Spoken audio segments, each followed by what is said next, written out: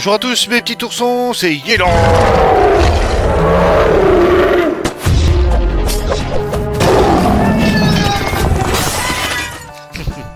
Allez, c'est parti pour ce 22e épisode du calendrier de l'Avent du dessin de Noël. Ici, nous allons dessiner un tout petit ourson tout mignon version kawaii. Oui, on ne va pas faire de gros ours qui font peur et qui rugissent. Quoique, un bon poisson et ça règle les problèmes. Et je ne vous spoile pas, vous verrez bien la fin. Allez, on commence par dessiner la tête. Et on trace un joli rond, une belle boule pour une belle bouille surtout. Et comme on est dans le thème de Noël, on ajoute directement un bonnet au-dessus. Avant d'attaquer les détails, on met en place le corps, en commençant simplement par une silhouette. L'ourson est assis face à nous, avec les deux pattes de devant posées sur le sol, et les pattes arrière sont légèrement arquées de chaque côté, tous les deux bosses que je trace. Pour les pattes de devant, on ne va pas dessiner les articulations, on utilise plutôt une forme conique qui se resserre progressivement vers le bas jusqu'au bout des pattes. Le point de départ se base toujours sur la largeur de la tête, puis on revient vers l'intérieur. C'est très important, dans une version kawaii, les pattes ne dépassent jamais de la largeur de la tête, sinon ça lui donnerait un côté un peu trop massif et casserait le côté mignon qu'on veut lui donner. Et pour ces petites pattes, on prolonge celle de devant, puis on fait une légère bosse qui dépasse en suivant un ordre précis. Simple, la patte de gauche dépasse vers la gauche, et la patte de droite dépasse vers la droite, aussi bien pour la patte avant que la patte arrière. Pour le coup, on va lui faire une belle écharpe, une bande qui suit plus ou moins l'arrondi du visage. On n'oublie pas de créer une épaisseur de chaque côté du corps de notre ourson. Ensuite, j'aime bien dessiner une petite bande d'écharpe qui retombe devant. Je trouve que ça fait très joli et on pense bien à faire un arrondi également de la retombée.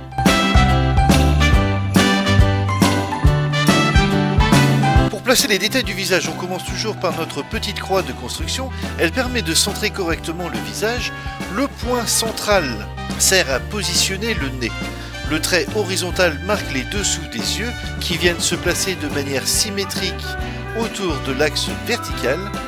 Et cet axe vertical sert ensuite de repère pour positionner la bouche qui est placée juste en dessous du nez. Et si vous faites attention, la croix est placée de manière très précise pour un visage de face. L'axe vertical est bien sûr placé en plein milieu, mais l'axe horizontal se situe au premier tiers du bas en laissant les deux tiers restant au-dessus.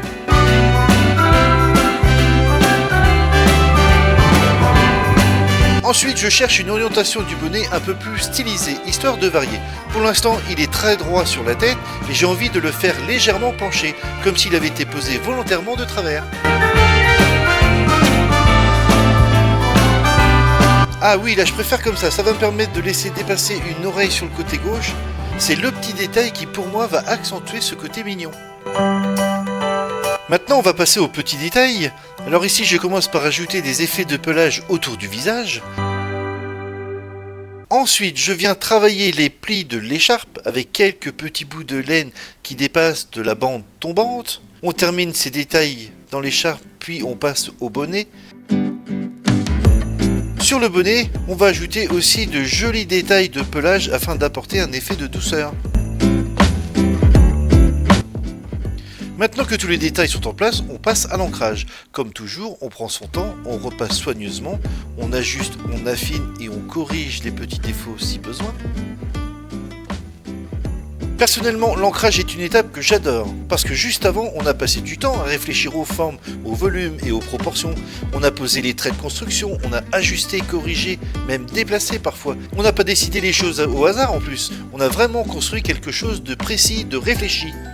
Et puis arrive le moment de l'ancrage, à chaque trait noir qu'on pose, le dessin se révèle un peu plus, les formes deviennent lisibles, les volumes ressortent, l'intention devient plus claire, et le dessin s'affirme de plus en plus. Et là, on regarde son dessin, on marque un temps, et on se dit à soi-même, waouh, là j'ai vraiment réussi quelque chose. Et là, on le sent, qu'il y a une émotion qui passe, cette sensation exaltante. Je l'ai à chaque fois, c'est une sensation profondément satisfaisante, et c'est exactement pour ça que j'aime autant l'étape de l'ancrage.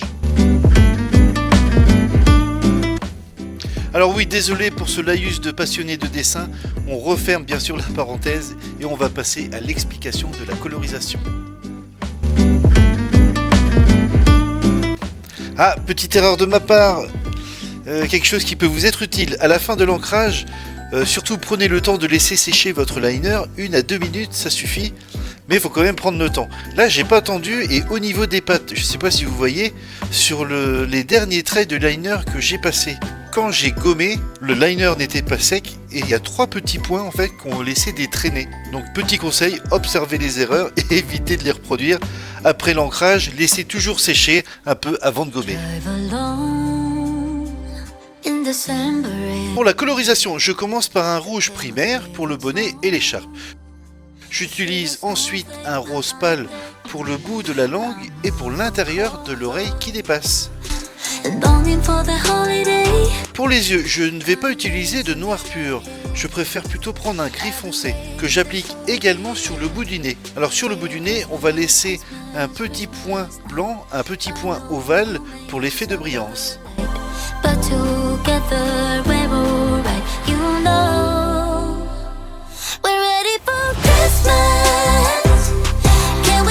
Pour l'ombrage, j'attaque avec un gris clair que j'utilise aussi bien pour le pelage de l'ourson que pour le bonnet, puisque c'est le même blanc.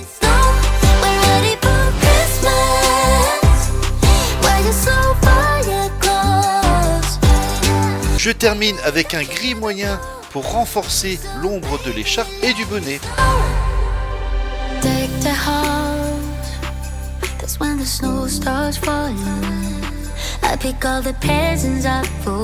Et voilà, le personnage est coloré et correctement ombré.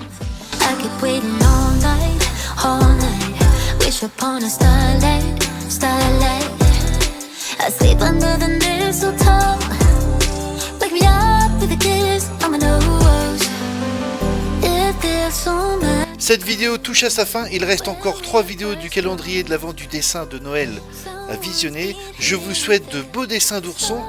Je vous souhaite aussi d'avoir toujours un poisson sur vous. Je vous souhaite également un joyeux Noël et je vous dis à très bientôt.